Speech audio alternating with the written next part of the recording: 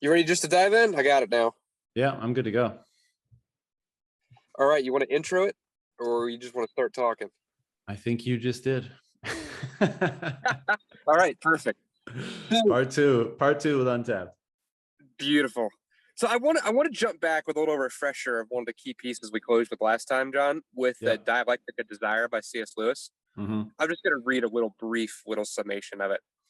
The Dialectic of Desire, he said, faithfully followed, would force you not to propound, but to live through a sort of ontological proof.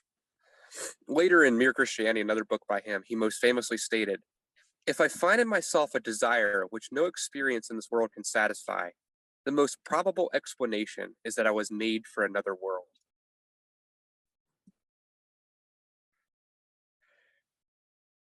Go on. I just want to dive in right there because this What idea, do you think that means? well, if you think about it, right, we're made for another world. It's like we all have this hunger to create around us a realm that is other than what we currently exist in. That hunger is the centerfold of all beauty we create. But it goes back to what we were talking about before, right? Of most real great creation, whether you're talking a scientist like Albert Einstein discovering a theory and saying that, like, this is beautiful and that's part of why I'm exploring it, because if it's so beautiful, it has to make sense and I just don't understand it yet. Or like an incredible musician where it's like you're telling a story using the instrument. It's like, is the song playing me or am I playing the song? Is this just flowing from the instrument and I'm discovering it or am I creating it, right? Or like we say that even about Bitcoin. Was Bitcoin created or was it discovered? There's this synchronicity between discovery and creation where it's almost like romance. Like you think about a really good romance between you and a girl, right? It always feels like this is it's mythic. It was meant to be. Like this is foreordained and you're my soulmate and this was we were created for togetherness, you and I, and we're meant for each other. But at the same Hmm. time, it feels like absolute freedom, where it's like we're discovering the world together, and I'm learning you, and you're telling your parts of the things you find beautiful, and there's no sense of being controlled by this thing that feels preordained.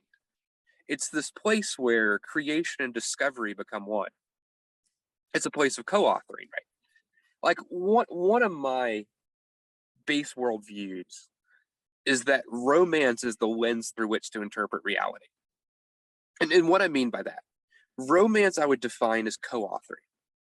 It's more than one person coming together and telling a story where they tell their line and you tell yours. And together you're discovering the unfolding, but also creating it. It's like that children's game, right? Where you would sit down and they would tell a line and then you would tell a line to create this fictional story and you'd go in the circle and you'd come up with this ridiculously humorous adventure story that all the kids are giggling their heads off, right? But like to me, all of life is like that. Like that's what we're doing in existence together. Is none of us truly know what this is going to look like. I mean, I would even argue that even God is a part of the co-authoring of the story because he created us with that slice of the divine of that free will in us to choose to be authors and rights with him. So he is intentionally giving us space to unfold the story larger than what he could tell without us. So if we start there, and I don't think we need to cover too heavily between you and I and your audience this idea that like utilitarianism is a hollow world, that a world just based upon purpose of I don't know, like scientific and rational value is not really going to get you very far. Because that inevitably kind of concludes in this whole nihilism thing, right? Where it's a scarcity mindset. If there's not enough resources, we need to be communist to control it all. Versus we tend to think of people who think like creators and sons of the world's limitless. The sky is limitless, and we can, through our creative abilities, solve any problem that exists and play a non-zero sum game, right? So the real question is how do we come together to collaborate in playing this non-zero sum game where each of us being the fullness of ourselves is also not taking room from one another but making more room for one another, so that each person who ascends into their full capacity is actually creating more space for others to do the same, versus competing for finite scarcity, right? Hmm. And I think that's what we are stumbling into this Bitcoin community, is that absolute scarcity unlocks infinite potential. It's this idea of the Renaissance men, right? Where when we run into this zero bound where produce value or die in order to participate in this network, it forces you to dig into where does real value come from. That goes back to what we covered in the first one, like work, right? Like proof of work. But it inevitably just leaves this yearning question of what work should I be doing? And that goes back to purpose. So I'll just stop there. That's kind of the intro of what you've got me thinking with the topics you wanted to roll into here. But do you have any thoughts so far on any of that, John? Yeah, totally. But I think the last point, we really want to try to come back to the last point you mentioned, because I know we're always all over the map here. But just on that quote, before I dig into anything else, part of that is live through an ontological truth. What does that mean to you? What's your interpretation of that? Here, let me pull up this other thing I have up here.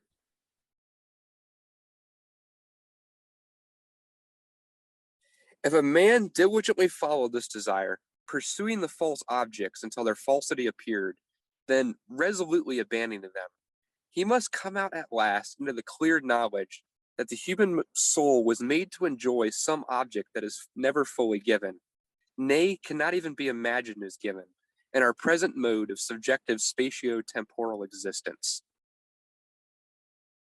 It's this idea that things shake out to show us what we're really looking for, and our desire is the key and the gateway if we're faithful to it. It's like we've been given this roadmap inside through the lens of our hungers to what we are capable of, right? Like Pascal said this really well too. He said, "Man is so great that his greatness appears even in the consciousness of his misery. A tree does not know itself to be miserable. It is true that it is misery indeed to know oneself to be miserable, but then it is also greatness. In this way, all man's misery go to prove his grandeur. They are the miseries of a mighty potentate, the miseries of a dethroned monarch." So how would you allow your desire to be a high fidelity or a trustworthy compass on that pursuit, right? Because desire can lead you astray very easily too. So how do you best orient your desire such that you can trust that, even if if you have that type of faith, that you'll allow yourself to believe that it's perhaps the maximal obtainable guide, right, to the forever unobtainable truth sort of thing. But how do you have confidence that your desire is something that can be trusted? Yep. It's interesting. Like C.S. Lewis also talked about that in the section not far from the one we read earlier. Said there's a peculiar mystery about the object of this desire. Inexperienced people and inattention leaves some inexperienced all their lives. Suppose when they feel it that they know what they are desiring. Thus it comes to a child when he is looking at a far off hillside. He at once thinks, if only I were there. If it comes when he is remembering some event in the past, he thinks, if only I could go back to those days. If it comes a little later while he's reading a romantic tale or poem of perilous seas and fairy lands forlorn, he thinks he is wishing that such places really existed and that he could reach them. When it darts out upon him from his studies in histories or science, he may confuse it with the intellectual craving for knowledge. But every one of those impressions is wrong. Every one of these supposed objects for desire is inadequate to it. He even talks about that he and himself struggled on this journey, and most of his life was spent trying to figure out what it even he was discovering or desiring to discover. Mm. Because for him, his quest towards truth started with this idea of romanticism, where he was even trying just to understand what this hunger itself is or means, right? And this is where we integrate the last talk we had about proof of work, where if what you desire is the truth, it'll work. it will create goodness and beauty in the world. Now, granted, we need to have a low time preference with that. We can't just extract value for temporary measures, right? Like go back to a simple one I always talk about of farming and say that, look, I produce more value this year, so this must be the system that works. Like, no, like, can you do this in perpetuity, right? Can you Hmm. step outside of time and have this be a timeless truth that creates value forever? And the way we know if our desires are real or not is just doing the work. Is you follow them out until you see if this creating what it is that I desired. And you let the friction of reality intrude. You don't hide from it, right? That's Hmm. where most mistakes happen. I mean, that's where we got the whole salty no coiner syndrome, where they're just ignoring reality because it's too painful. The opportunity cost was too high, the sunk cost was too high. It's grinding against their own personal worldview and they're not letting it shape them. Hmm. It's humility to submit to the information as it feeds back into the system quickly and rapidly, of Hmm. knowing that what I am going through here, is it true or not to what I originally wanted? And not allow the pain of the moment, the lack of hope of the moment, or any of those things to dissuade you from remembering. And I Yeah. think that's key. Go ahead. You think that's what the key? Yeah, I think that's the key, right? Because we we as humans, we're woefully forgetful creatures. We hate to remember. We want to drift from one thing to another to convince ourselves that whatever temporary idol we have is a satisfaction of our desire when deep down we know that it isn't. Hmm. And that's the greatest lie, right? I mean, if even if you go back and look in the Garden of Eden, the first thing where humanity fell was they believed a lie. And that's the basis of every lie. It's believing something is true when you know inside it isn't. Yeah. Because there's a part of you that remembers what you really wanted. And there's a part of you that knows how much it costs to be faithful to that. And everything we look at when somebody chooses a diminished version of self or is deceived by desire, they're allowing the pain of remembering to cause them to hide from really being honest. Mm. It's like the work, even in just staying true, is a part of the work, because that in itself requires an exertion of will to maintain hope, to see beyond the current moment. Hmm. Uh, what I'm having now, while good, isn't exactly what I was dreaming of. It isn't enough. Yeah. It's This like is, we're too easily satisfied. yeah. And I think a lot of that comes from fear.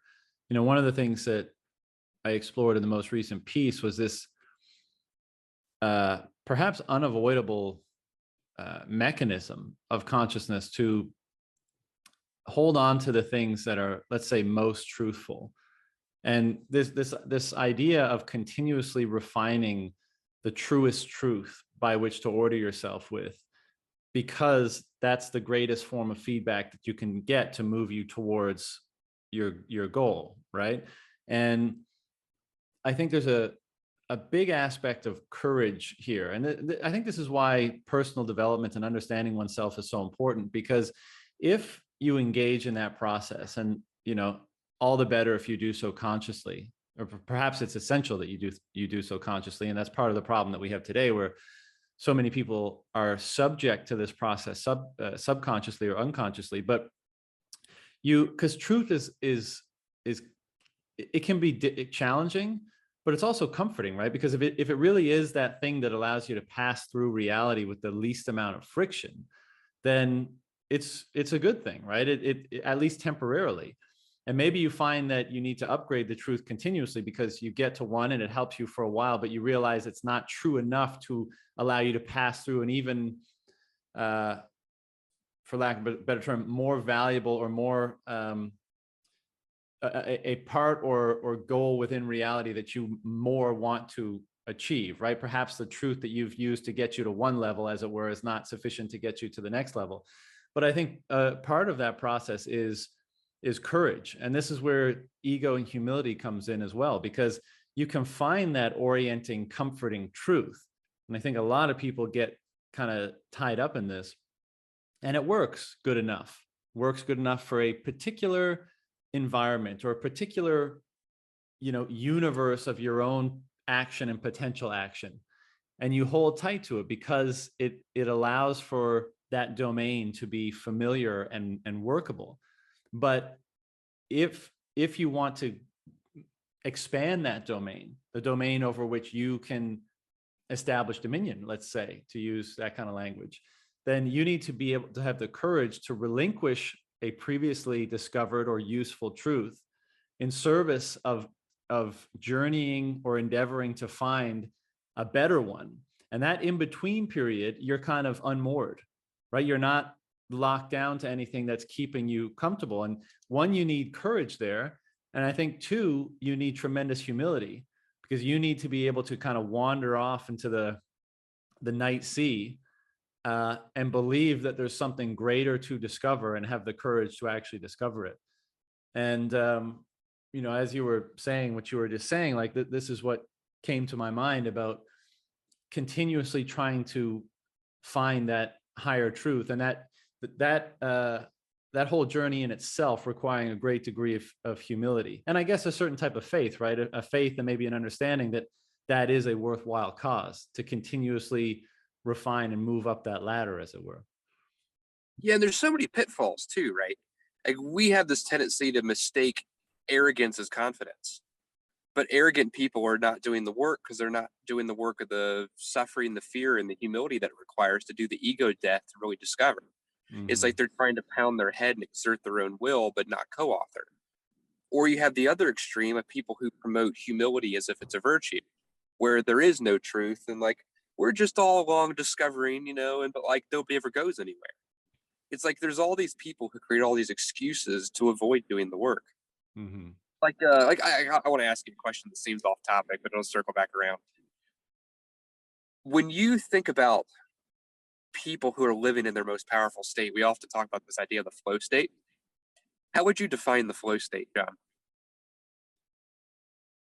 Hold on, I'm just taking a note here. I want to come back to. I would define the flow state as effortless right action or effortless optimized action, something like that. So, per the paradigm of our conversation here, we could define it as the integration of work and rest. Yeah. It's where you're flowing from your most powerful self to do the work with the least amount of effort because you're just being your truest self. Mm-hmm. So, how do we know where that flow state is for us? So, it goes back to this idea of like the dethroned monarch. We have these desires in us that show us what we're capable of. Like I would argue that what makes us greater than just mere animals is those desires, because they're the gateway towards mythic reality, towards things that are larger than life itself, towards like the spiritual, right, the transcendental. I would say that those desires are the key to purpose within us, because those desires are what we're made for. When you're living faithful to your desires, they lead you towards the place where you're most at rest, being your truest self while doing the work. Mm-hmm. And one of the greatest tragedies of humanity is how so much of culture pushes people away from that journey. We spend our whole lives doing everything but trying to discover that place of rest of being our true self. Mm-hmm.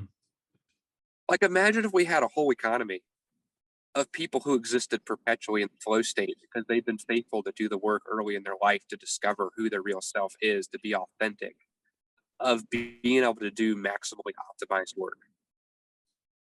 Yeah, it would be amazing.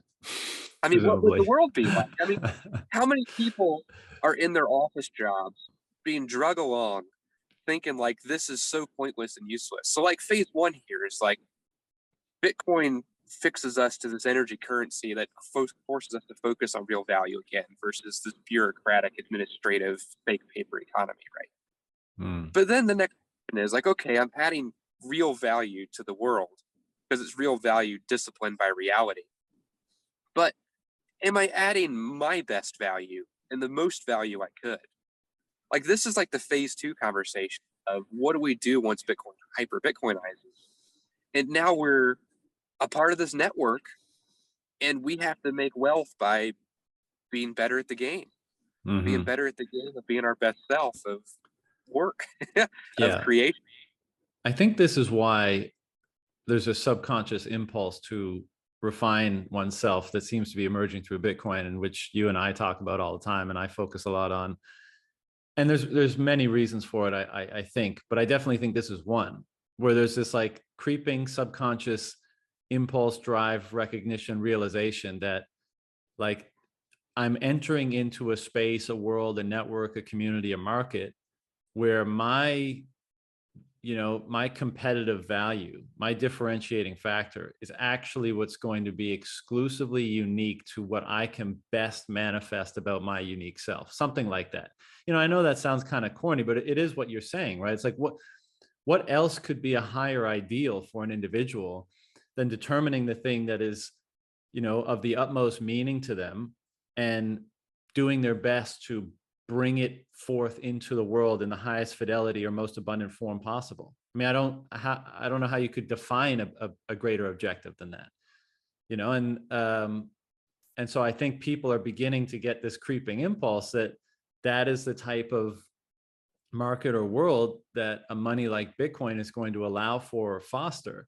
And again, I think this is why we see a lot of us reflecting back on ourselves now, and why even a conversation like this is even happening, and why there's an appetite for it, is because we're coming out of the sludge of having to push our souls and the better aspects of ourselves and our higher ambitions down into the deepest depths of ourselves just to punch the clock in and go to that shitty office job that you mentioned. And now as we're being liberated from those obligations, even if you're not liberated financially yet, but knowing that a system is emerging by which you will be, it's starting to Yep. make relevant again, or perhaps make more relevant than ever before, the question of, to sum up, the language we've been using here, like, how do I engage my quote unquote flow state? Like, how do I engage how do I become, how do I actualize the principles that are most meaningful to me with the capability, with my highest capabilities, and how does that manifest? Something like that. How do I put myself in the best position to Yep. manifest that stuff? And see, this is where I would just introduce the terminology of we must become our authentic self. You must be the self that is truest to the real you. Yeah. And that's not an easy journey No. because that being our authentic self is what unlocks that place. Like if you had to look at your own self, John, how would you say you are doing in that journey of being your truest self on a day-to-day basis? Like, do you feel like you succeed at it every moment, every day? Do you feel like you even know the full magnitude of your truest self and what you're capable of? Like, It's a are it, you it, aware of what distracts you away from it? it's a tricky question. So I'd answer it in two ways. One, I'd say to the extent that I know what it is, I feel like I'm fairly good at being it. Like being authentic and honest and truthful has always been my primary driver, let's say. And I've always Yep. felt really bad when I've had to be, or I've convinced myself that being disingenuous to some degree is beneficial. It's felt really icky. And so I've tried not to do that. But the latter part of the question is more difficult because it's saying like, well, you back? I'm here. I didn't lose much. You said being disingenuous is icky. Yeah. Yeah. So that part, I think I can manage fairly well. The latter part is more difficult because you're asking like, well, do you even know what your authentic self is that you're supposedly adhering to or bringing into the world? And I mean, that personally, I guess the answer is not really, right? And I think this is the value of seeking um, the most absolute or truthful principles, because I think those are the things that allow you to investigate yourself and come up with an answer that allows you to optimize what you bring into the world through your action. And so this is why I guess I'm kind of obsessed, and culture has been obsessed with the religious enterprise for the last, 5 to 10,000 years, in trying to determine like what are the principles that if you adhere or align to them, allow you to access that most genuine aspect of yourself and bring it forth into the world. Back? I'm Where back. It's where just dropping and coming right back. where did you What are lose the me? principles that allow you to access? Yeah. So I mean, my answer to the question was like, I'm not sure, but that's the journey I'm on. I'm trying to, because I feel like I've learned enough, and maybe there's an element of faith here, that the truest principles that you can align yourself with, the whole reason why you might do that is because of what manifests as a result of really embodying those principles or those values. That's the way to bring yourself most into best being, something like that. What Yep. about you, Joel? Well, let me ask you a question first. How much in this series do we want to stay topical versus allow it to get deeply personal? I would like it to be as natural and authentic as possible. So I don't really care. Okay, because this is so integrated that I don't really even know how to pull them apart unless we go really super personal on it. Yeah, no, I got And nothing to hide, man. So let's go. it's like each of us is a microcosm of the culture we want to create in the world, of understanding what this new worldview is we're entering into, right? So what better Sure. way than just to talk about our own experience of it? Absolutely. So what would you say that you've discovered so far of who the truest self of John Vallis is? What pieces do you have, and how do you know they're the right pieces? Hmm. Well, I mean, it's I have no apprehension about sharing this, but finding the words is difficult. So permit me a bit of humming and hawing here. But let's start at least where there's some clarity, and one has been truth and honesty. Like I don't know what the end point is, the end game is, like whatever, but I feel like being honest and pursuing the truest truth that I am able to access is one of the best ways of getting there. And that has, like, brass tacks influence a lot of my day-to-day life, right? Like, one of the things that I've, for many, many years now tried to establish and maintain has been like a mental clarity, a degree of mental clarity, a high degree of mental clarity. And that has meant that, like, my daily routines, how I wake up and how I treat my body and my diet and all that kind of stuff has been oriented towards that. So that very much influences my life. And of course, that has other benefits, like being healthy and strong and capable and all that kind of stuff. But yeah, being honest and pursuing truth has definitely been an element of that. And can you re-ask the question so I can recenter myself here?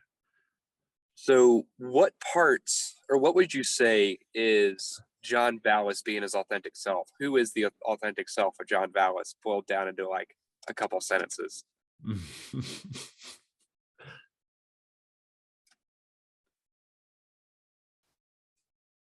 While you unpack thinking about that some more, I'll give you another thread in parallel. So, Sure. talking about pursuing clarity and mental clarity, are there any practices you do in that also focus on spiritual clarity? I'm pretty sure there are in your life as well, right? Um, See, for me, it's all very much wound up. Like Agreed. I think that all the quote unquote physical diet, exercise, time in nature, whatever, like that's just as spiritual as it is practical. Like I'm Mm-hmm. trying to, you know, I'll use a corny cliche phrase, but like I am trying to purify the vessel as much as possible so that I can access or receive, or however that relationship is constituted, so I can gain greater access to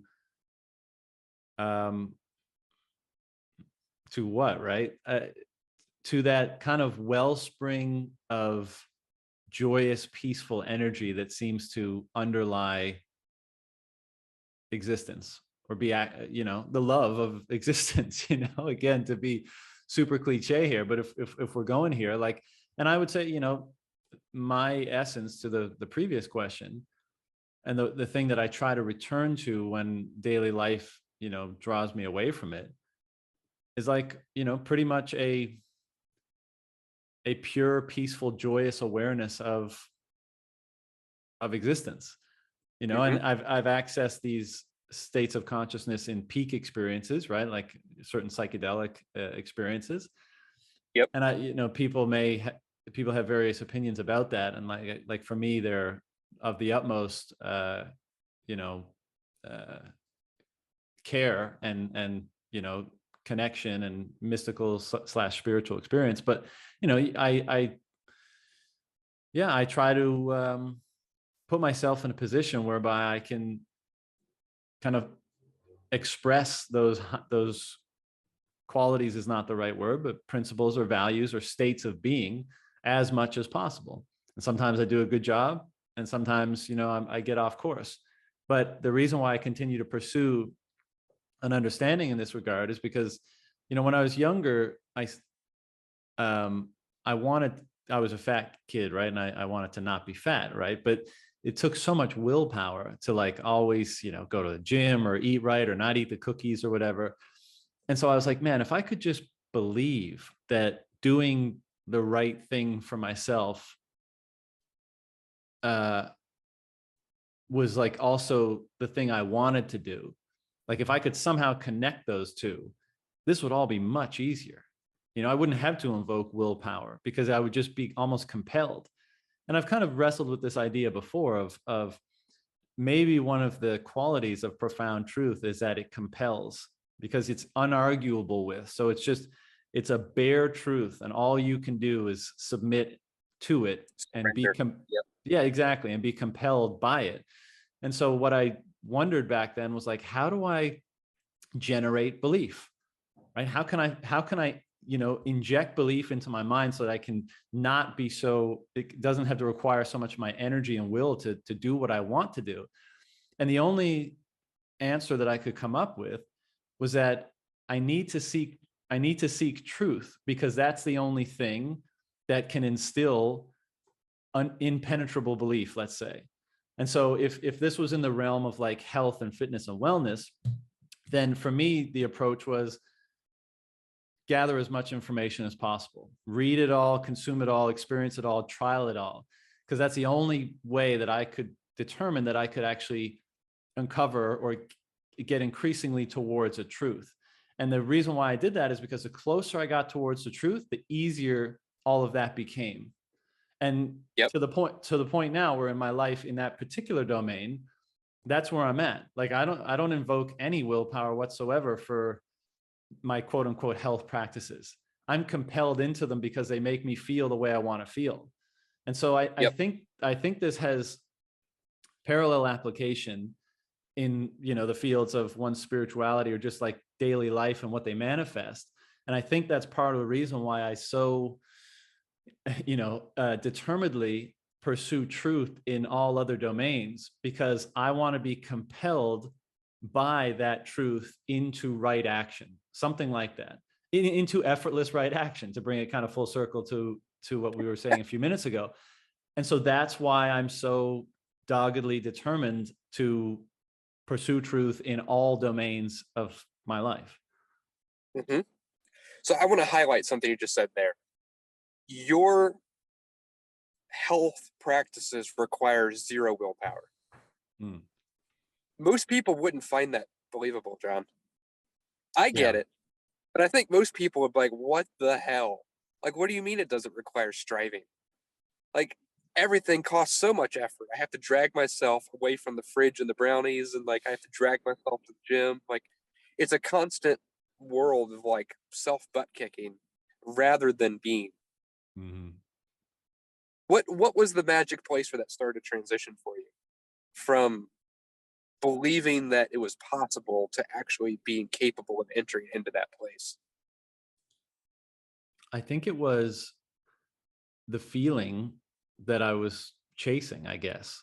Like the feeling of doing things right started to separate, or like be so superior to the feeling of not doing things right, that it became, that's a process of it becoming effortless. So for example, like when I would think, okay, if I wake up and I eat garbage and I don't move and I don't get fresh air and I don't get sun, first of all, that primary objective that I referenced earlier of having of being clear and having my kind of whole being be maybe not as clear as possible, right? Because I'm not perfect, but like very clear. Uh, Doing that was counter to that objective, and it felt really bad. And I would beat myself up more for like, well, no, I wouldn't beat myself up. I didn't like feeling that way. And what I did like feeling like was having that clarity, and feeling fresh and feeling stimulated and receptive and capable of, engaging the world on optimal terms. That all of that together just pulls me forward.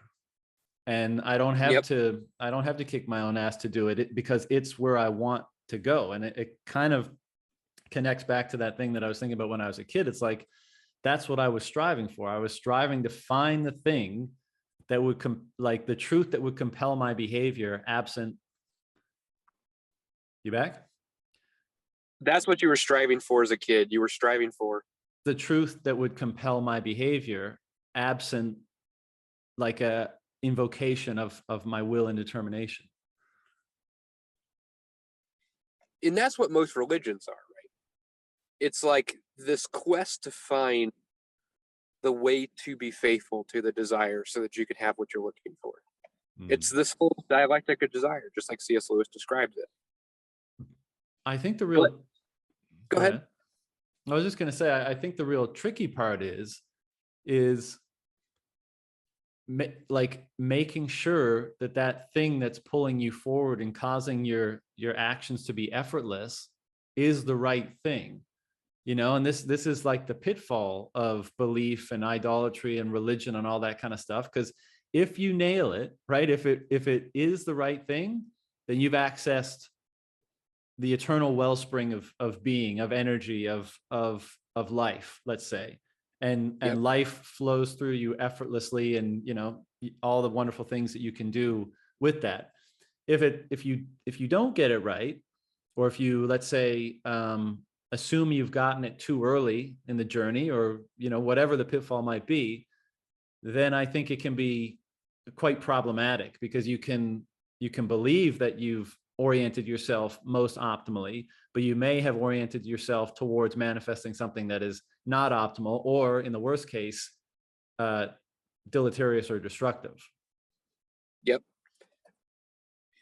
Because those are the people who do the most evil. Those who are true believers that they're doing what's right. I mean, you think about like Hitler and Yeah, the whole sure. Aryan agenda and all that nonsense, right? It's like those are people, and this is why deception's so bad, because deception tells you that you're inside of something that you're not. Yeah. It's an inoculation to truth where you exclude evidence that's trying to give you friction with reality to bring you back to it, that enables you to try to live in this flow state inside of a false sense of being. I Mm. mean, we see that today with the people worshiping the power of the state, and then this whole vaccine imperialism bullshit, where they have this mass psychosis where they're effortlessly out there evangelizing, believing they're doing what's right because they've just been tricked. Hmm. And that's the hard part, right? Is we need religion that's capable not just of integrating us to desire so that we can be faithful to it, but that's also capable of answering the question of the human dilemma. So let me step back a little bit further. A worldview is something that we believe that influences the frame through which we interpret all of reality, whether we realize it or not. Yep. What you did as a child there is you intentionally cultivated your worldview to align deeper with truth of believing that if you could integrate your own required work with your desires, that you could access a higher state of being. Yep. You weren't taught that. You weren't reading a bunch of stuff as a kid to know that at the time. Really, you discovered that after you did it. Mm-hmm. You, like a prophet, reached off into the ether and pulled that piece of truth into yourself because you could just hear it. You just knew it. There was a part of you that resonated. And that one little nugget there has defined pretty much your entire life. You could boil that down to one statement there. Like John Vallis as a kid knew that integrating desire of what you want with the work enables higher planes of being. Mm. And that one little resonant piece right there has unlocked all of this potential that you're creating in the world today. How many more nuggets are out there like that? Like, how many of them are things that need integrated, right? Because you think about the things you're capable of doing that are at a higher bandwidth at a lower energy cost than anybody else around you that are trying to copycat you and do the same. You're just at a state of existence they just can't even keep up with in this realm that's your niche of your topics you explore and go after with people. That's why there's nobody in this space really competing with you, because they're doing it in friction against their self and not in that deeper flow as you are. So you're operating at a higher dimension, right? But how many more dimensions are there, and how do we get to the next one? I mean, that's what we're kind of going over and over in the series. So, what, like a few things here, I think we need to integrate into our worldviews that are important for this conversation. Mm-hmm. Humans are inherently disintegrated creatures. We are self-opposing even in our own internal lives. Our desires, our minds, our bodies, we are constantly in conflict with ourselves. Part of the true religious journey is learning where those conflicts are and seeking resolution of them so we could be integrated beings. Mm-hmm. Okay, so if we're always trying to pursue integrating our exterior world to our interior desires, one of the cruxes of that journey is our own internal contradictions. Mm-hmm. Because Because you if need you you can't need to integrate you self, need to reconcile them before you can integrate it with the exterior world, right? exactly, because if you can't integrate self, how do you integrate co-authoring the larger story with reality as Mm-hmm. an inventor, creator, writer, whatever, right? It's like it flows from that place of integration, just like it did with this discovery of the worldview you had as a child. But it also begs this question of a few other key pieces. Like Paul says this so well in one of the letters to the New Testament churches in the Bible. He said to the Church of Rome, actually, he says, I do that which I don't want to do, and I don't do that which I do want to do. Who will save me from this mess that I'm in?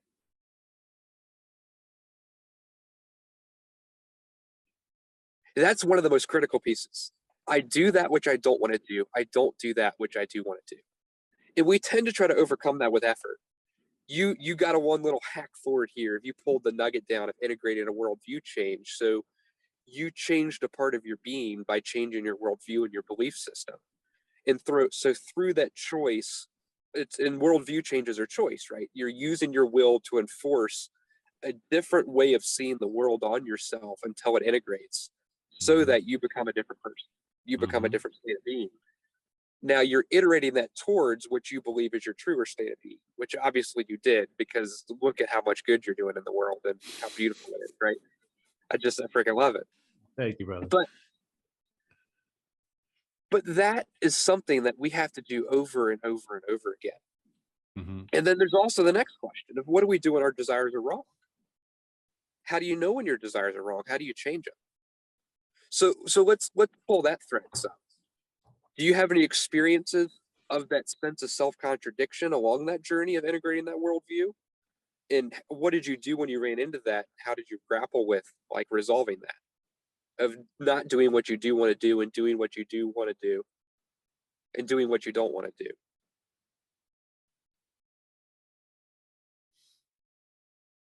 Having to dig into memory here, which is not my strong suit. Or let me ask it this way. Yeah. When you do run into that, what happens when you run into one that you're not able to overcome? Are you running into ones you're not able to overcome to get into this integrated state? I know I am. Give me an example.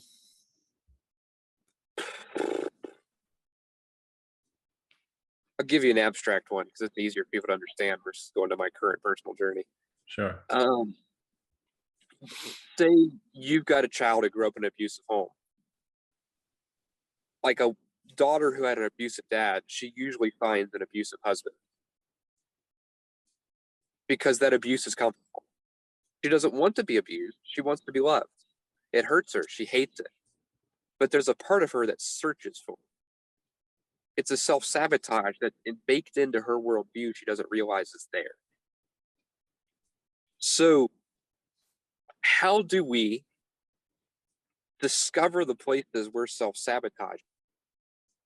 So like you did it where you realized you were fighting yourself. You just literally just said like, this shouldn't be this heavy. I'm the problem here. I need to change me. And then you went and quested for truth to find the truth you could integrate into your worldview to change your sense of self. Mm-hmm. But go ahead. I was going to say, I mean, it sounds to me like self-sabotage is simply like the unconscious incongruence between your integrated self and the exterior world that you're confronting, and perhaps also the future world and self that you're attempting to construct, right? It's like a blind spot, it's a bias, it's something you're unconscious of that's not congruent. I think it's difficult for me to give you a precise example. I mean, I'm sure there's multiple examples on a daily basis where you're just, assumptions don't meet reality and stuff like that. But I think this is part of this is why I'm currently at least so hung up on, and maybe this has always been my disposition, but on seeking truth, because that is my best chance of minimizing those incongruencies between myself and the world.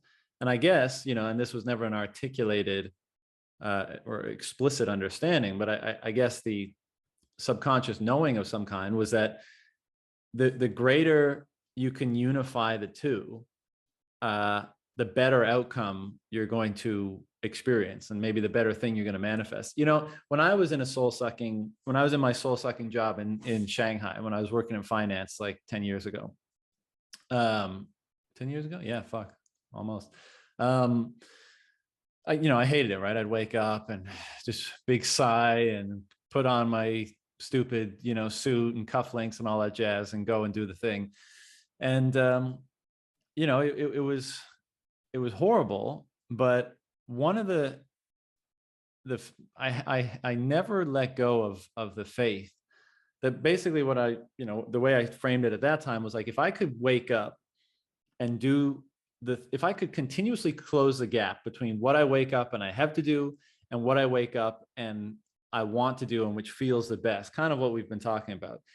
If my whole life is just closing the gap, then I'll be, because of how I'm going to feel when that gap is minimally or maximally closed, let's say, when those two things are closest together, I always had a faith that would feel so good that if I would kind of tell myself that even if I only felt that by the time I was 70, right, I spent my whole life just slowly closing that gap, then it would be a worthwhile journey.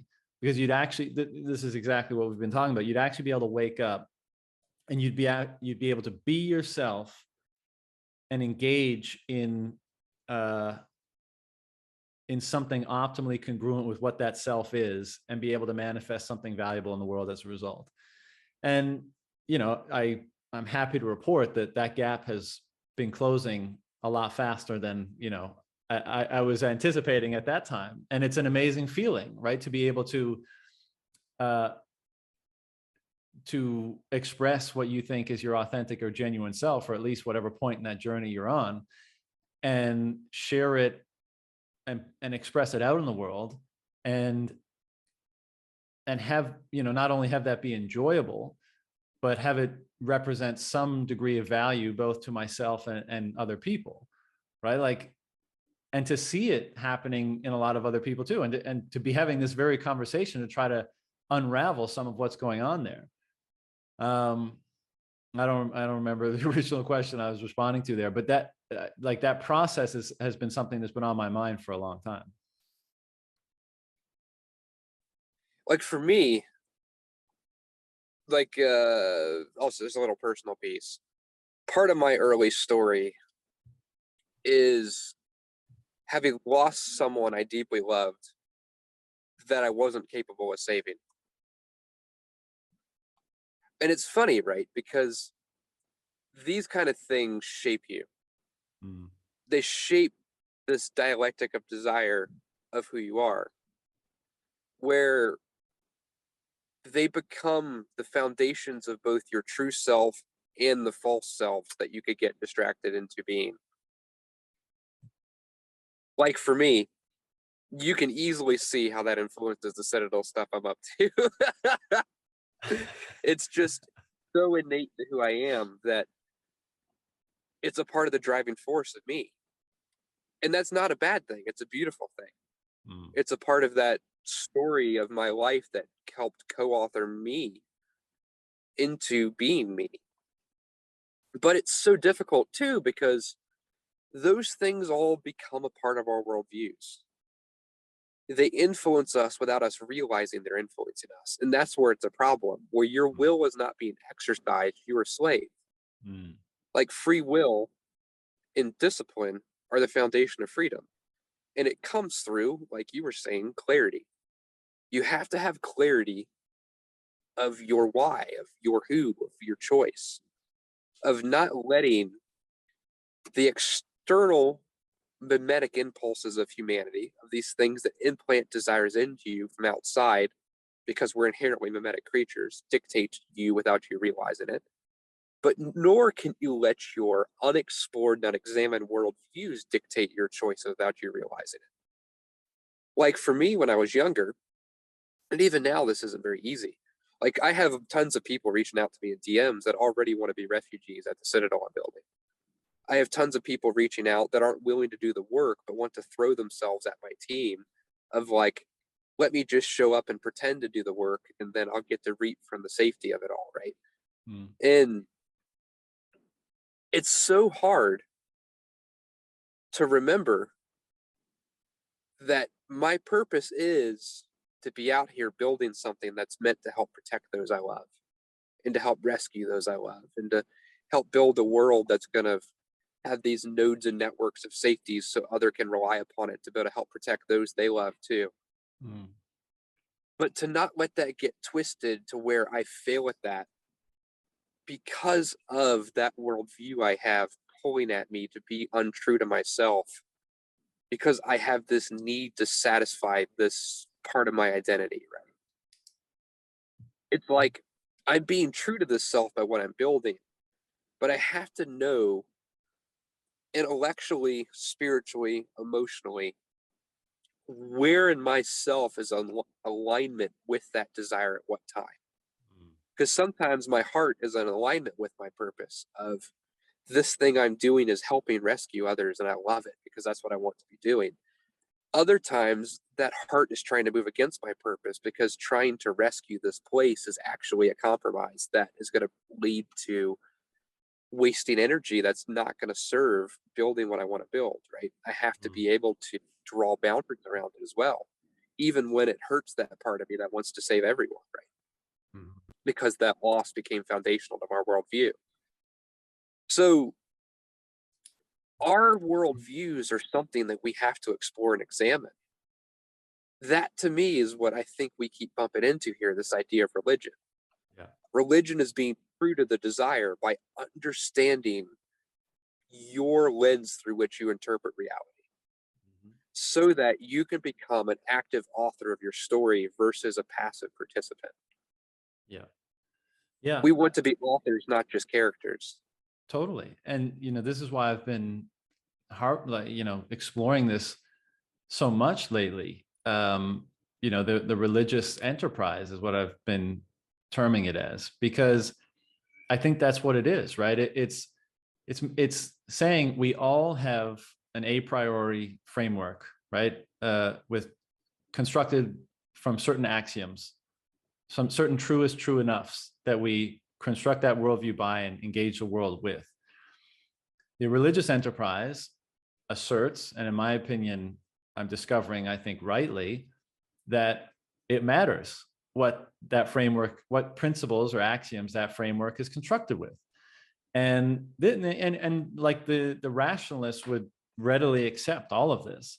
I just think they fail to take the last step, which I think is an entirely rational step, which the religions do take, which is to say, okay, if we agree that there are certain axioms or principles that or construct the most optimal worldview, such that you can most optimally engage the environment or reality that you're living in to, let's say, produce the most good, to live in most integrated alignment with yourself and collaboration with your peers in the environment in which you exist. What does that say about the reality in which you live? So in my opinion, why is it that certain of those axiomatic principles lead to the best outcomes?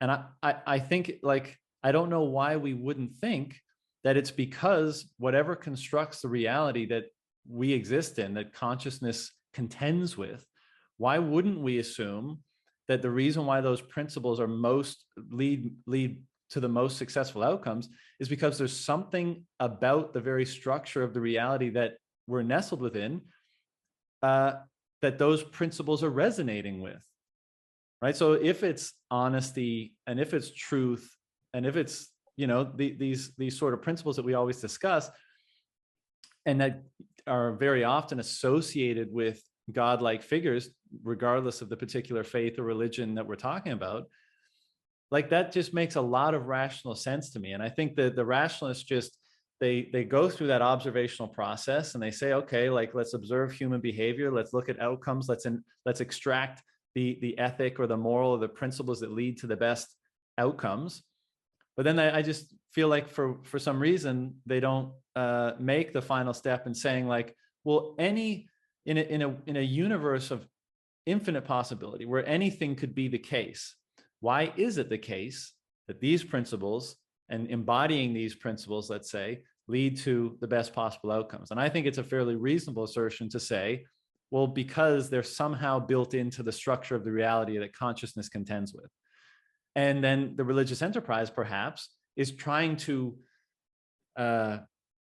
explore and communicate and explicate that world in the most powerful way possible, and trying to say, like, how do we refer optimally to that unseen reality that these principles are resonating with? Let's do our best to construct that world for ourselves such that we can better understand it and more optimally engage it. That's my current interpretation of the religious enterprise. And it, as a result of that, like, when we talk about these principles that, in this quest for truth that we're seeking, and when we stumble upon these principles and we embody them and they feel good, they open the world up to us, they allow us to co-create, why not refer to those things as godly principles? Because they are the very thing that's causing reality to unfold in the best way possible. So that's kind of my current thinking on the enterprise. This is so interesting, right? Because this whole conversation, I would define this thing as like, this is like milk and not meat. Like, this is like, most religion is just trying to discover the starting line, not even really trying to talk about the actual work of the journey itself. Because we're so lost that we don't even realize that surrender to truth, faithfulness to desire, and then integrating the exterior world with our interior world is the point of the journey, right? That we view that whole process of even discovering that that's even possible and then learning to get to that place as if that is the religious enterprise. That's not. that's just to get to the starting line so that you can actually get to being who you are, which is where the journey actually starts, Right, right? right, It's right. like it's like we've gotten arrogant in how much we've forgotten, and then that we build all these little altars to these little nuggets and treat them as if they're the ultimate thing, Yeah. when they're these little tiny fragments of what's actually inside of the infinite possibilities, right? Like, let's frame reality this way. If life is about co-authoring, we've been given microcosms to understand this. Like a child when he's born, he knows nothing about who he is. He doesn't even know what he wants. He just cries when he's hungry and cries when his diaper needs changing, and then like he slowly kind of becomes a sense of self that knows he has a body and knows this hand's my hand and that like this body's my body and I can't stick it through the physical plane of being because other things can't be where I am. And when I look at mom and smile, I become happy because I feel her happiness. And like you slowly learn what reality is and what a sense of self is and all that, right? Mm. But then it's like as a child, your parents tell you who you are. Like, man, look at you, buddy, you're fast. Like, oh man, I'm fast. I'm an athlete. Like, man, look at you, buddy, you're smart. Like, oh, I'm smart. I'm a scholar. Like in oh, okay. Oh, look at you, buddy, you're smart. You, Like, oh, I'm smart. I'm a scholar. I'll yeah, just yeah, jump right back in. sure. So where this co-authoring begins is it's largely driven by the initiative of the greater will, the will of the parent. The dad is the framer of reality. He names the child. He tells the child who they are and what reality is like. Hmm. They osmotically, because they still are very flexible as a child, just import the worldview, import the identity of the sense of self. It all just boom, it's there, right? You don't even really have to think about it.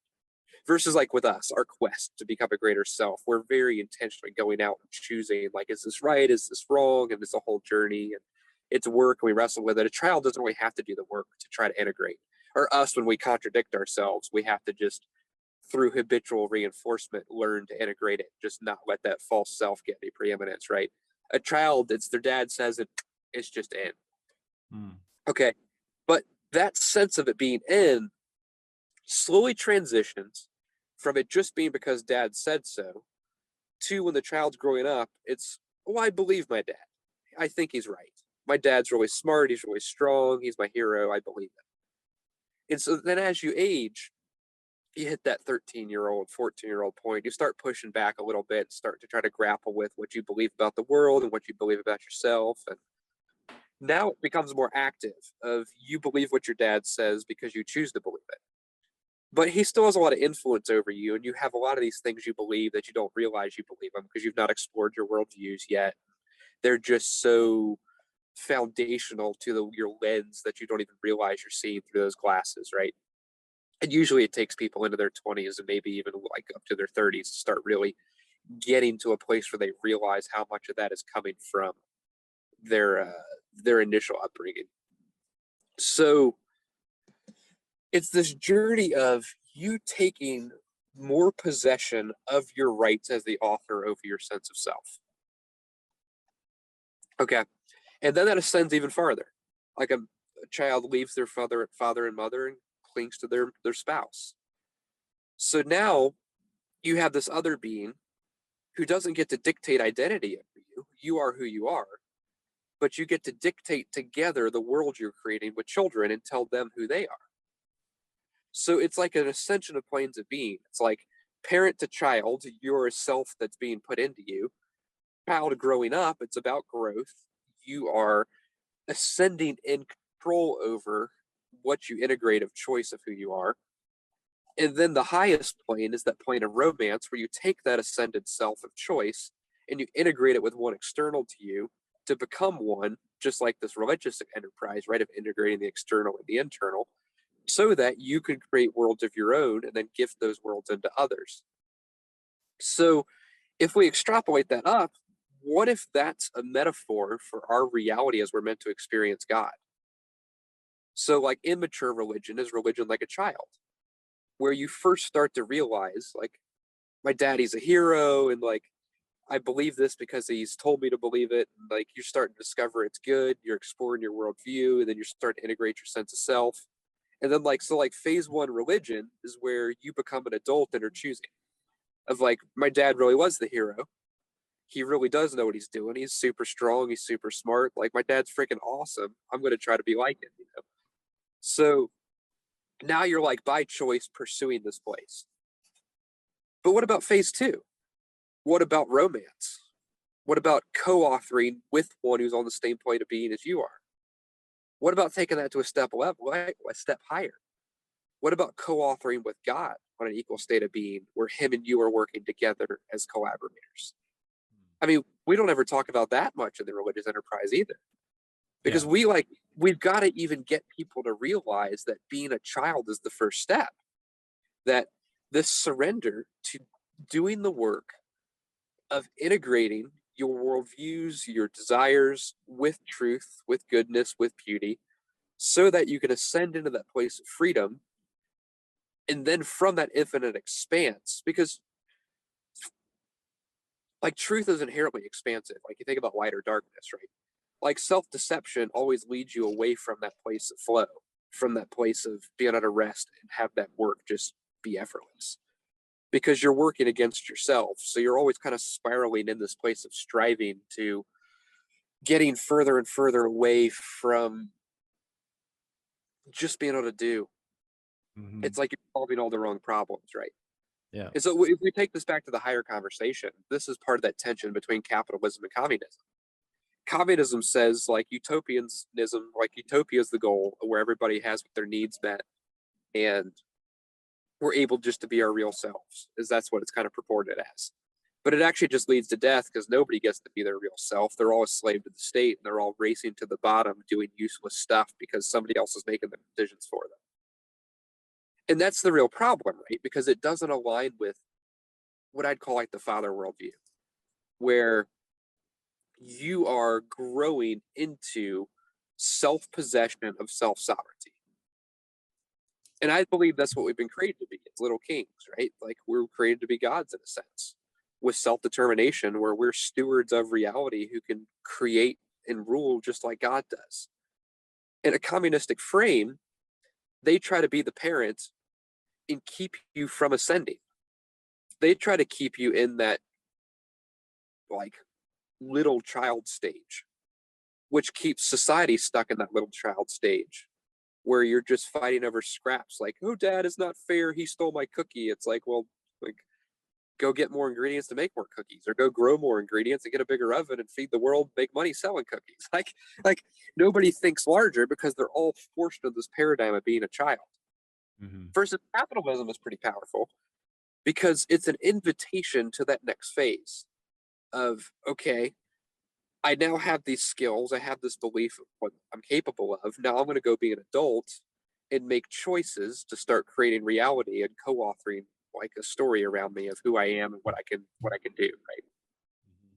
But the world you and I are talking about is that next phase shift. It goes into actually freedom of will and mutual consent bringing unity like romance and the value that's possible inside of that infinite landscape. Like we opened at the very beginning, like romance feels like predestination and freedom all at once. Mhm. But doing that as a society at large, because we have this new tool of money that's enabling us to connect and communicate about human identity, energy, and language in a way we've never done before. Yeah. So Go ahead. go for it. Go for it. So I yeah, didn't I was want. just I gonna didn't say, want to so we stop that circle one. back. I was like, let's just circle back to where we were and just say, like, this is all really deep, and people are going to probably love this idea of religion equally in this journey. But to me, I don't want to get arrogant and make it seem like this is a real, like, big to do. Like, to me, we've lost so much that this conversation seeming profound almost makes me want to laugh because we're just talking about getting to the starting line Yeah. so that we can be brothers again to start collaborating to really do what we want to do of making the world and being ourselves and working together to make it the way we want to make it. Yeah. So here's my question, and this maybe brings it a little bit down to earth a little bit more, because you asked me about my purpose, you talked a little bit about your purpose, and then you were just talking about value and coming to the place where you can engage in the thing that you believe is most valuable and co-create, and be not at the starting line, but like to the point where you can co-create with, let's say, the ground of being, to manifest the things of greatest value in collaboration. So I have two questions about that. And I guess the first one is like, how do we, in that state, how do we determine what should be created? What are how does that relationship impact our perception of value and what gets created? And, maybe a step back from that is, in the recent piece I wrote, I kind of explore the utility of truth as being both means to end and end in itself. And by what I mean by that is that I think that regardless of what your goal is, the truthful information that most expedites your movement toward it becomes the thing of greatest value. Now, to follow that into two ends, what you could then say is that truth, you're using truth in that way and pursuing it in that way, ultimately leads to union with the goal or the ideal that you're seeking. And to me, that's the idea, or that is liberation, when you unify with the ideal. And if the ideal that you're unifying with is not just simply like a mundane goal, but it's the highest ideal, and truth has led you to it, and that the ideal may even be truth. And I know it sounds somewhat circular, but you've used truth to unify with the ideal that is truthful knowing of some kind. And my question is like, I think you could describe that state of consciousness, let's say, as a type of enlightenment, nirvana, union with God. These states of consciousness or awareness that have been attempted to be articulated throughout the ages, forever in vain, because words can't really approach that area, but we've developed these words to try to speak to them to some degree. But my question, like, those states are often kind of like pure existing rather than co-creating, like a kind of like a calm, peaceful, in the present moment, no detachment, no detachment from everything else, right? There is no you become connected with everything else, and you're kind of a pure, cosmic awareness, to invoke cliche terms as we do throughout the conversations like this. But how then do you determine right action? What should be brought into the world when you're co-creating, or when you're unified with the ideal to such a degree? Like, does God want, maybe I should term it differently, but do the principles that we've been discussing that may indeed imbue an element of the structure of reality that our consciousness engages with, do those seek expression in ever greater complexity of creation?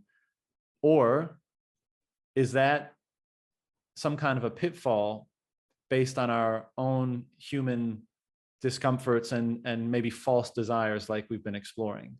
And just to put a capstone on this, I guess, so on the one hand, you could say, yes, they are somehow being brought forth by those principles, and the ever greater complexification of being and creation is good. Or that's actually an illusion, and we should be satisfied with the relationship that we're able to establish in that way, and live as simply as possible. The kind of the various cultures throughout the ages that have not, let's say, prioritized or strived for innovation and complexification, but found a state and kind of attempted to remain there. So and this feeds into my personal question to you, because it's relevant to how you were talking about how you had discovered your purpose later, and you're kind of always having to readjust and walk that fine line of being true to the purpose even when it's difficult and when you have to have, challenging discussions or interactions with people and that kind of stuff. So what is it about this relationship we've been talking about that has led you to such a high conviction that your purpose is indeed valid and your purpose? There is so much to unpack. Let me ask you a question first. This will Sure. I'll use this to dive in. Sure. Have you ever been involved in a romance with a girl where you and her together were matched beings in a way that unlocked your gifts higher and you unlocked hers higher? So just by the nature of being together, you were capable of more? Capable of more, like in what way? In Like material like that land? flow state. Well, just the flow state in the sense that your gifts to do what you do were easier and the bandwidth or skills were greater. Got a little lawnmower happening outside temporarily. Hopefully it's not too disruptive, but um, I don't know. I'm not sure about that one. So it's hard to answer. Okay, so let's just go back to the big thing I was saying before, where like a child, a parent, if you got a good parent, the parent's helping the child become their best version of self. And then later in the journey, the child is out there living by choice, being their best sense of self that they can figure out how to create by choice. And then like romance, it's like you found somebody to help you be a better sense of self. They're all stories of growth, but they're growth from a different kind of interpretive lens. Growth as a child external, growth as a self internal that you're choosing, and then it's external and internal integrated into one in a romance. And so it's interesting because if you believe that's possible, there's actually this place where, say, you are being faithful to your desires when you're pursuing things that don't even necessarily look like they satisfy your desires. So even if you look outside of romance itself, say you look just towards brothers, where it's like I'm building this Citadel story, and I need help. I can't do this on my own. So I need others around me who have skills I don't have. When I invest in spending time with brothers, I'm actually investing in accomplishing my desires for building this place of safety of the Citadel network. It doesn't necessarily look like it. Like this time with you is a part of that. I mean, I don't know where to lead one day, but every brother I meet through talking with you and they hear us talking, like it's leading to me having people around us who dream of these same things and then bring their skills to bear to help me co-author, right? And so even in building these relationships, I'm serving the purpose of building the Citadel network. It doesn't look like it. I'm not out there working on business plans. I'm not out there like, I don't know, digging fence post holes for the ranch to feed people, but like it's still a part of doing the work. So what we have to realize is that doing the work doesn't always look like what we think it does through a simplistic interpretation, right? We got to get the foundations right. Where like Jordan Peterson, one of his big pushes was like always tell the truth, right? Like honesty matters. That's one of your cornerstones. And then after that, we've got the Bitcoiners coming in and saying that freedom matters, human consent and choice. Okay. And then we have people starting to build things together. I'm like, okay, well, honesty matters, freedom of choice matters, and consent matters, but now like collaboration matters because I need teams to do this with me because I can't do it all on my own. And so it's like you got this evolution of all these pieces moving forward. So where we are is a question of what are these worldviews we need to integrate to make that possible? What are the places that enable us to walk this journey, and what are the places that hold us back from it? And it's interesting because you got like religion where they get focused on these little microcosms, but they ignore the journey as a whole. So say like we get focused on morality, like do the right thing, don't do wrong. But in reality, holiness is important because holiness is a description of integration. If you're unholy, it just means that you have things in you that are working against yourself. You're not integrated. You're not going out there and collaborating with others to your maximal potential because of being faithful to both self honesty and external honesty. You have really, I mean, anything that's unholy at some point can be boiled down to deception. It doesn't really matter what it is. I mean, lust is deception. Lust is deception of my desire for love and romance by telling myself that this experience will satisfy, even though it's not this union of being that I wanted. So, like, everything that boils down into morality, like, you can even talk about adultery as a form of deception. It's deceiving yourself away from doing the work of integrating with another being to build family as if like you're God creating new life, right? In the image of God. So starting this journey from that perspective of every one of these pieces shouldn't be isolated and have this world built around it as if it's the most important piece, except through this interpretive lens of reality is about growth.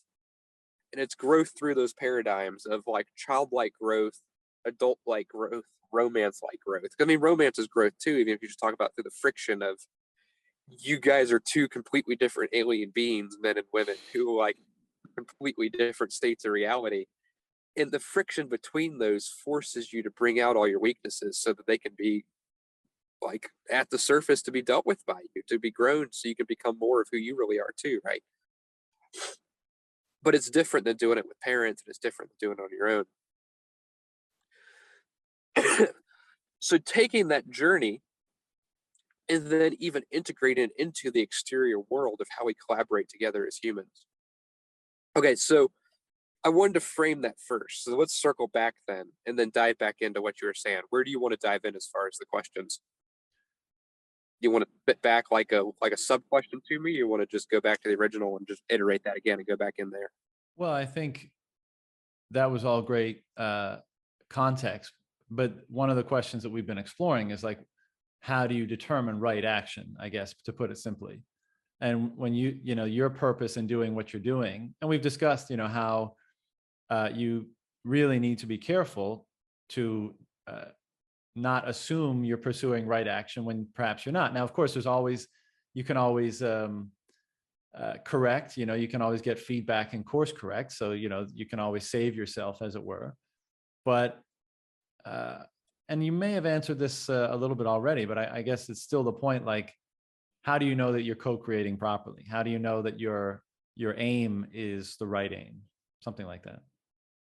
And if you feel you've answered it already, Really? then just go So on. But with that context, I think it's really easy to answer that now. Does it lead to co-author?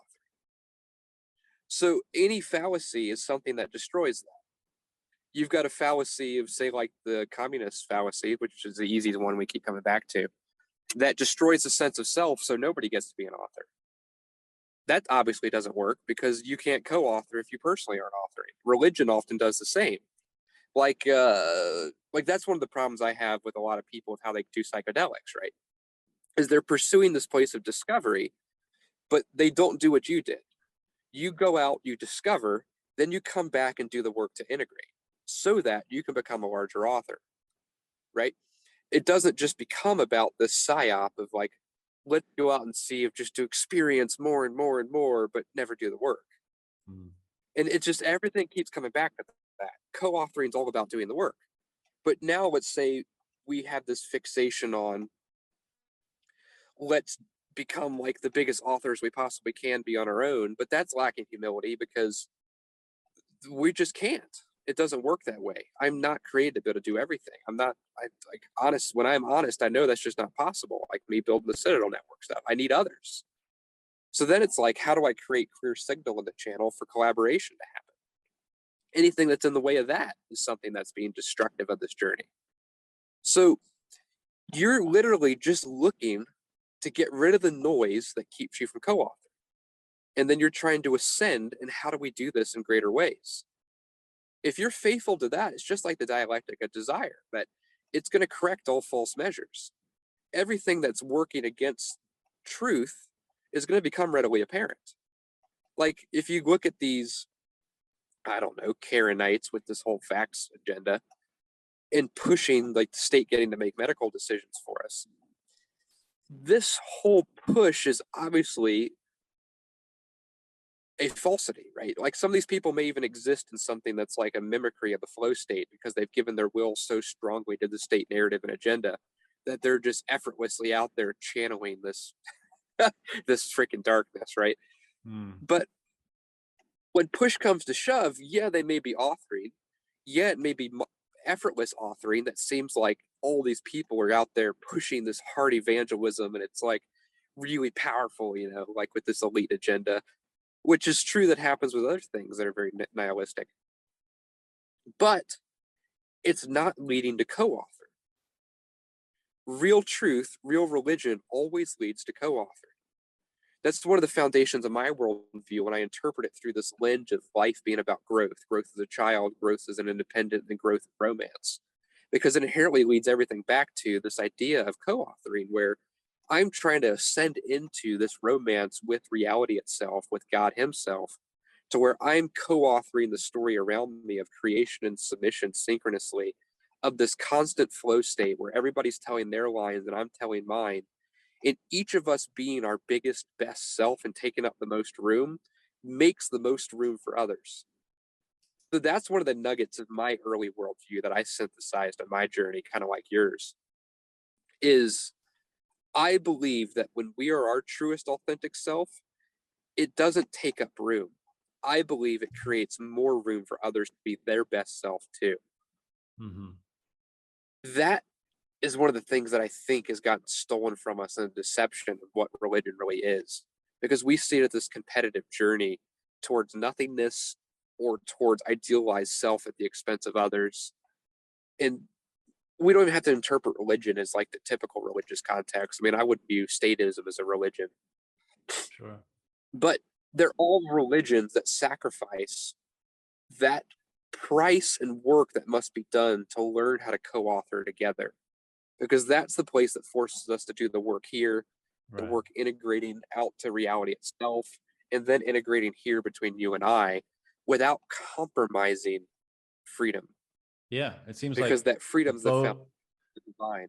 exactly. It seems like both require you to give up your own agency to something else, right?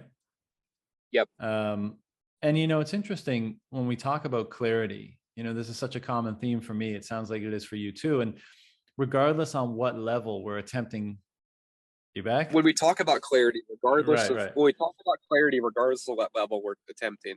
Yeah, it seems like um, honesty or truthful speech or opening the fidelity of the communication pathway is of paramount importance, right? So when we're Right. establishing that relationship with the higher principles, the absolute God, whatever you want to call it, opening, part of the reason why we try to establish clarity in our lives perhaps is to be more open to being able to connect, receive, collaborate with those principles.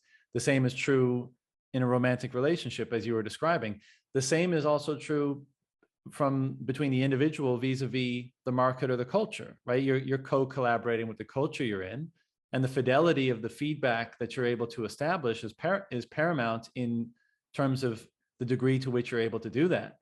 And we haven't really mentioned the B word this entire conversation, but I think that's one of the reasons why something like Bitcoin is so uh, important, because among other things, that I'm sure we'll discuss throughout the course of this series, but if we accept the notion that that collaborative relationship is of the utmost importance, and establishing it on the truest or most honest or most high fidelity feedback loop, to use perhaps an overly simplified term, but whether it's with the absolute or with a partner or with the culture, that feedback loop, the more genuine, the more truthful that can be, the more optimized the better the better position you're in to optimize that relationship and to continue moving it towards greater unity or collaboration. And that's what the function of money serves, at least vis-a-vis the individual and the market and culture in which they're operating. And to have a money that resists all distortion and propagates pristinely the information that's being communicated via the action that it's representing, that puts you in a position, the best position possible, it seems, to optimize that relationship between individual and broader culture or society. And if we accept that perhaps one of the primary aims of life is to optimize and establish clarity everywhere where that relationship of collaboration exists, God, partner, culture, oneself, then we have to assume that the thing that allows us to establish that line of communication with the greatest fidelity and clarity is of tremendous value. And maybe it's the case that, when it's with God or partner or oneself, it's operating on a different level. We are the ones that distorted ourselves, through our communication, our own internal dialogue. But when it's externalized, as it were, out into the culture and our internal contradictions, right, where we are not in integration with self, and it bumps into the world around us, causing us to not integrate well with others to co-author. Right. But when the mechanism is not exclusively internal, but when we've established an externalized mechanism for that purpose in a different relationship, again with others, then the thing that allows us to do that in an optimized way has to be of tremendous value. And I think that's one of the things that Bitcoin represents, and why it's one of the reasons why we're so excited about it. Yeah, because it's innate, baked into this world emerging from Bitcoin, that freedom of the individual matters, that will of the individual matters, and that we're going to have to do this journey of going out and saying that I have to center my own choice to have control of it, and not just follow the external influence of the world around me. Because Bitcoin's this world of truth that if you don't surrender to it, you fall into consensus with it, right? So you have to play the game truthfully and surrender to this truthfulness, or you leave the game. And so it's created this culture where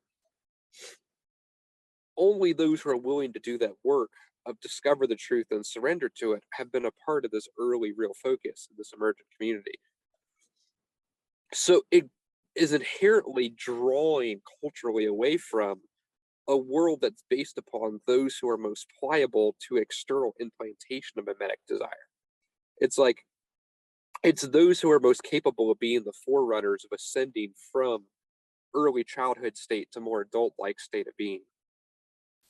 Now, granted, like you would expect when you got an elementary school or a middle school or a high school with these children ascending, it's this place of utter conflict of people like, oh, I'm a self. No, you're a self. I'm a self. No, I hate yourself. It's like this massive chaos where, Yeah. okay, great, freedom matters.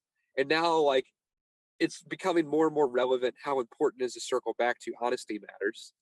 Because I love Peterson, how much he pushed this, because if you can't be honest here, how can you ever learn to be honest in the conflict here? So that's your next foundation piece.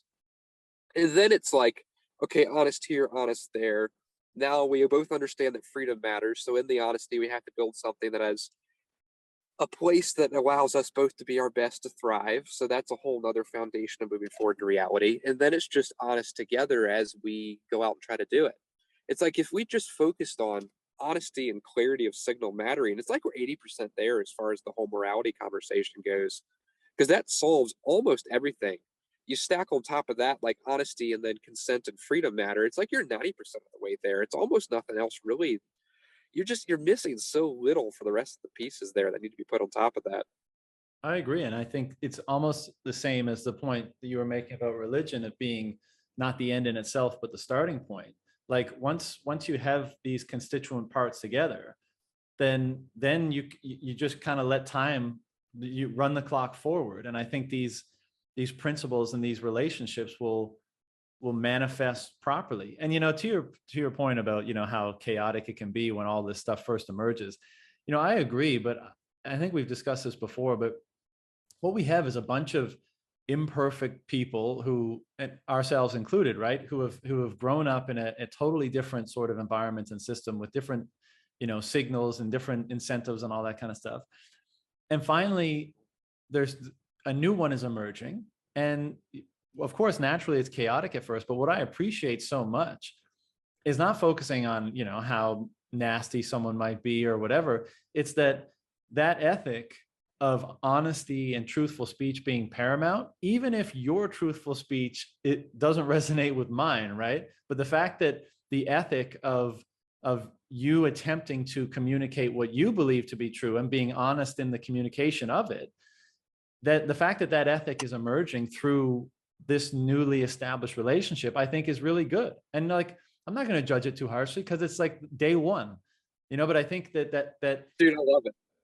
and what's so interesting about all of this is like, we talk about those principles, those godly principles, right? And then we talk about those principles that best establish a relationship with the eternal, with one another, with society and culture. And we also talk about these principles that are baked into Bitcoin, right? And they consistently are the same. Incorruptible truth, the propagation of incorruptible truth, high fidelity communication, the assumption or the base assumption that the primary means of engaging one another in reality is to ascribe divinity and sovereignty to the individual. And that's what Bitcoin instantiates. And that's what I think the religious stories instantiate. And I think anyone who's just openly seeking truth, as we've been discussing throughout this conversation, those are the principles that they inevitably come across. And so that's why it's so interesting to see not only the reemergence, but I make the case in the piece of writing I just put out that Bitcoin is perhaps the highest fidelity representation of those principles that we've ever been able to either observe or engage in. And that in itself is like, that's a very, it's a bold claim, but it's a very interesting notion as well, if it has any legs. So, back to I guess we were partially talking about like the toxicity and stuff. And I talked about this with Saylor the other day because he was like, you can be a more strategic operator to summarize what he was saying. And I agree with him, right? Like people can go about, you can achieve your aims without being so overt and obvious about what they are and like calling out stupidity or whatever whenever you see it. But one, to each their own. Everyone has their own method of engaging and expressing themselves. But two, the point I made to him was like in a culture that we're currently in, where it's so PC and woke and everyone's so afraid to express how they really feel, even though it's a bunch of imperfect people and the things that they may be expressing, maybe their insecurities, their biases, their blind spots in their worldview, all that kind of stuff, it's refreshing that it's honest. And the fact that we're all dancing around this thing that's pushing up like the hierarchy of honesty and truth is tremendously encouraging, I guess. We'll leave it at that. Yeah, I'd have to say, I understand what Saylor's saying there, but I don't really like it. In the sense that I agree being strategic is important. You can tell I'm very strategic in the way I say things, especially like you saw that talk I did to Miami. Like I'm very, very careful with the presentations, and I have to be with what I'm building.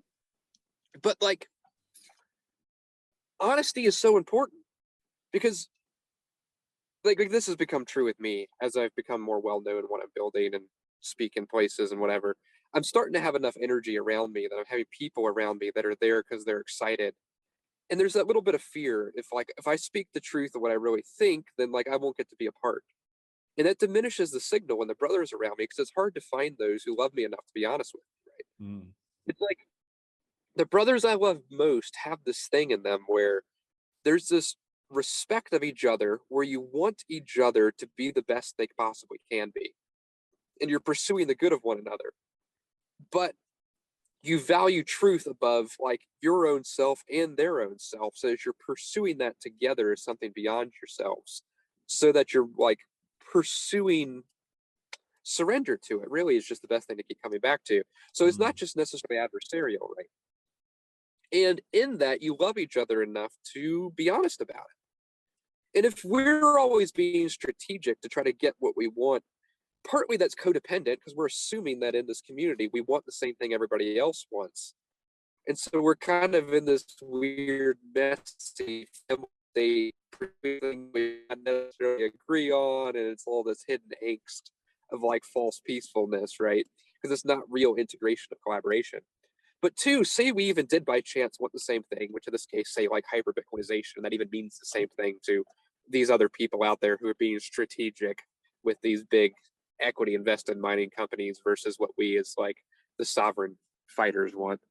Um, Say we get hyper Bitcoinization and we had a reasonable agreement of what that even means to like have done that successfully. Well, great, but now we still have to go through the process of friction because for us to become our best selves interacting in this economy of real value, we got to butt heads. Iron sharpens iron. Like, I love the fact this happens. We just need a proper, healthy context to do that with it. And I think you and I are working well on developing that here. Because, like, if we just say this foundation we just talked about, honesty of self, honesty with one another, freedom, human choice of the individual can never be compromised because that's one of the most important facets of reality. And then just say three, that we can't do it on our own, that learning to collaborate with others is really important. If we just start with those three as the place through which we pound heads with each other, then that's going to lead to really healthy places. And the people that aren't willing to pound heads inside of those three are just those that are wasting their time. And that's part of the thing with like the safe space maximalists or the people out there pushing a lot of these liberal agendas in the Bitcoin space, where they don't have the first one. They're not being honest. They're trying to push these things and say, well, you got to care about this and care about that. But what you care about, it doesn't lead towards what you want. Like, you're trying to instantiate these beliefs or methods or something that does not integrate. It's not honest. This is just, it's fucked. Like, you are saying you're going to fix the environment by getting rid of cows. Well, I'm using cows to fix the environment. Like, this is just fucking stupid. Or you're going to say, let's fix like desertification by dropping CO2. But well, CO2 makes the plants we have hold on stronger and they're helping keep the planet green. Like, this doesn't make any fucking sense. Like, Yeah. it just is not honest. It doesn't integrate. Or it's like, well, people matter, so we need to take care of others and yeah, we need to be more accepting. But like, they're doing it by destroying freedom of saying that like you can't choose what you want to choose. Well, fuck, Yeah. that doesn't work. But if you have these foundations, you're inherently going to butt heads with each other in a way that leads towards more truth.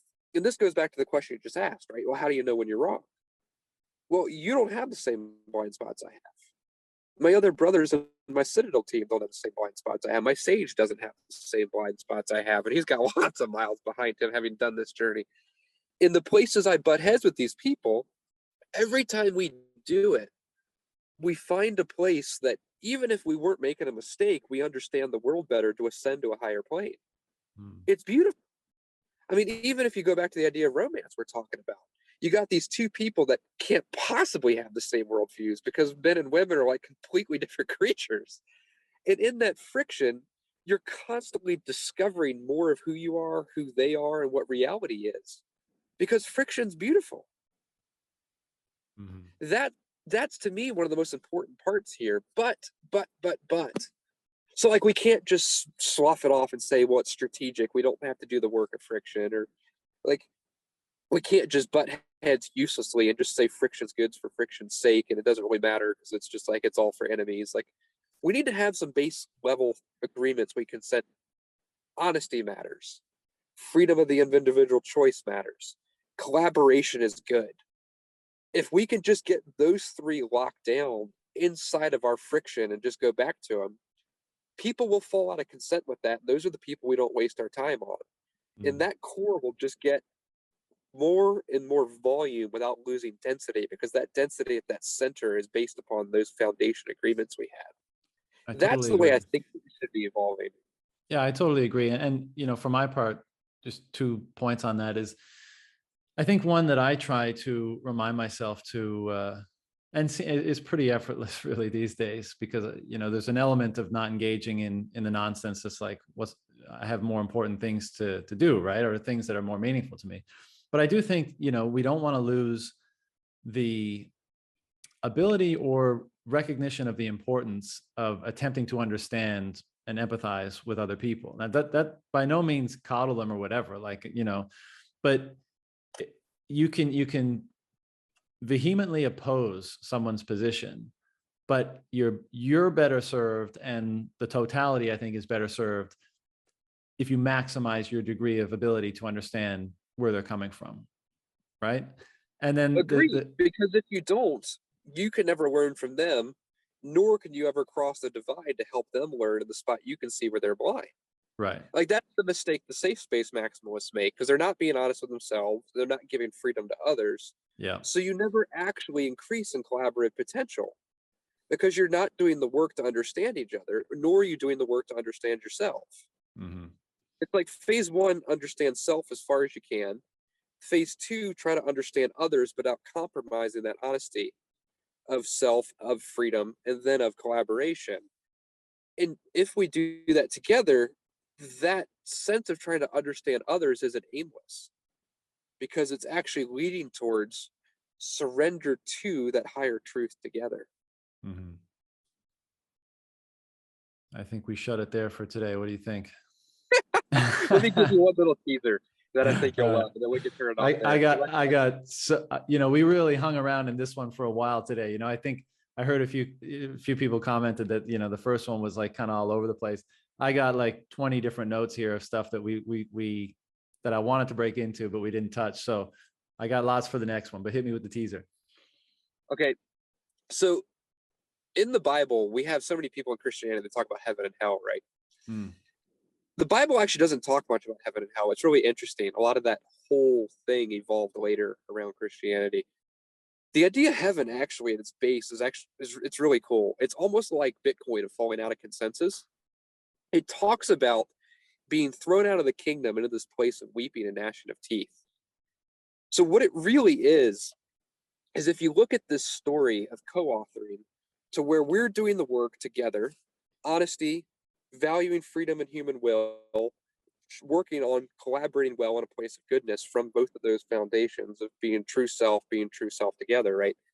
You inherently have these worlds that develop where people are working well together and things are just unfolding with goodness and truth and beauty. This biblical idea of being outside the kingdom is actually a biblical idea, almost like salty no layers, to where they're not willing to be honest or they're not willing to do the work of handle the friction of getting better together. So they fall out of consensus. And so they're outside of the place where the value is occurring. If we look at religion through that lens, a lot of really interesting things kind of come to the surface. There's so many things we can explore. Like C.S. Lewis wrote a book called The Great Divorce where he talked about heaven, where a bunch of people went up on a bus to heaven, and there's all these little metaphorical stories. One of the first ones in it, that everybody gets off the bus, and a lot of the people get like as soon as they get off the bus, they fucking hate heaven, get back on the bus, and ask to go back down to earth. And the reason was because they were kind of shadow beings in a realm of higher density than they could exist at because they hadn't done the work. Hmm. So they stepped into the giant green pastures of heaven, and the grass hurt their feet because their feet weren't of the substance capable of handling a reality as dense and powerful as the one that heaven is. Mm-hmm. So when you look at this biblical idea of being outside of consensus, this is so much like Bitcoin. It's this idea that if you're not doing the work and surrendering to truth, you end up on your own, which is outside of the value. It's it's not that you're trying to be left outside the value because you're evil and being judged. Like we want you here. Because the more people here being their best self, the more value we all share it. But we want you here according to these rules. Be honest, respect freedom. And now we're just constantly here at this conversation going back towards, okay, now if we're honest and respecting freedom, how do we collaborate? How do we Mm-hmm. work together, not as individuals alone, but as people that are actually doing this together as co-authors? Yeah. There's such an integration here between those spiritual realities as they've been described by so many people and what we've come to understand organically through experiencing the emergence of this Bitcoin world. Yeah. It blows my mind to see the parallels over and over and over again. I know, me too, me too. Again, that's why I was compelled to write that piece I recently wrote. But that's the idea, which I think we were talking about this before we press record today. But implicit in holding up those principles is a judgment. right? It's like, let's say it's honesty and freedom. And basic, whether it's in the religious story or Bitcoin, it's saying, do you accept these principles as some of the highest principles? If yes, access to them and access to everything that stems from them. If no, Yep. denied from them. And this is the idea that we were talking about, where what is the role of submission to higher principles? And like you can anthropomorphize and mythologize this, and I think you wind up with something very similar to a lot of religious narrative and story. Or you could technologically instantiate it, and I think you wind up with something very similar to Bitcoin. And that's the far out, that's the kind of far out notion that we're dancing around here, that the treatment of the two is very similar, but also the principles that the two are grounded and founded on are very similar. And again, they begs the question, why is that? Why do they continue emerging? And why, when they emerge in their highest fidelity representation, are they also the most powerful at eliciting or fostering the best possible good for an individual and their ability to co-collaborate? Yep. We'll get into that next time. How I define God is the place where that value consensus is occurring. Ooh. He's the showing point of it. Mm. So it's like the Gospels, it was often talked about where, like, Jesus even said this, like, I don't judge you, you judge yourselves. That's kind of how it is with Bitcoin. We see this with Salty No Coiners. Like, they're just judging themselves to be stupid because they just don't get it. They're not willing to believe that human consent and freedom of the individual matters, or that honesty matters, and they'd rather have state control so they can be rent seekers. So they're fighting against it. They're paying the price because it hurts to fight against truth. Mm-hmm. And that's what I believe religion is like. That's what I believe it's like when you're judged to be outside of truth and religion, is you judge yourself because you're failing to enter into where the real value is. You're Yeah. out of consensus of that, what I would term as the romantic reality. Next time, I really want to start here, right? That nexus of value that you just referred to, and how it's communicated and instantiated in the religious domain and in Bitcoin and perhaps others. But I've been thinking about that a lot, and I want to dig in. But I also know you've got a shitload of stuff on your plate, and we've been going for about 2 hours. So I feel like I should probably let you go, and we'll spark this up when the time next becomes available for you. Perfect, buddy. And I apologize everybody for the service, man. We're trying to do what we can when I'm out here bouncing the country. Yeah, Joel's all I over the figured country, that so we got to get it in where we can. Well, I'm brother, looking forward to reading your piece soon, man. I have actually not had a chance to read it, but I'm really looking forward to digging in on it. yeah, I mean, I think it's about 40 or 50 pages, so I can understand why you haven't had time yet. But of course, I look forward to hearing your thoughts, and if you get it in before our next chat, then we can talk about that too. Beautiful, buddy. Well, All be right, well, my brother. friend. Be well. See ya. Peace.